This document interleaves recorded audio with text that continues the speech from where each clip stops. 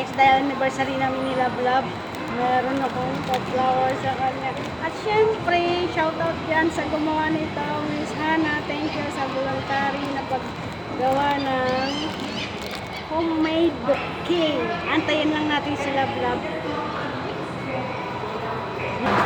Okay na ba ito yung sakto guys? Magsisimba kami ngayon. Diba? Parating na daw siya guys. Antayin na lang natin, tapos bibigyan natin tong flower na to. For anniversary, first anniversary, di ba? Ang bilis.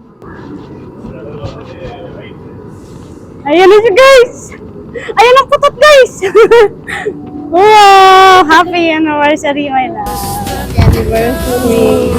Oh yeah! Ayan guys, magkita na kami, puro putot.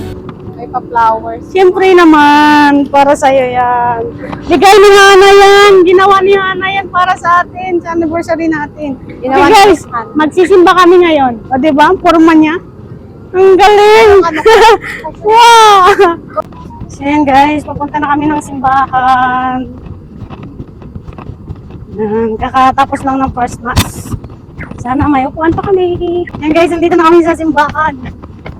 Dito kami unang nakita ni Love Love. At palaspas yun guys. Pinalaspasan kami ni Lord. Thank you Lord. Sa palaspas na binigyan mo sa amin.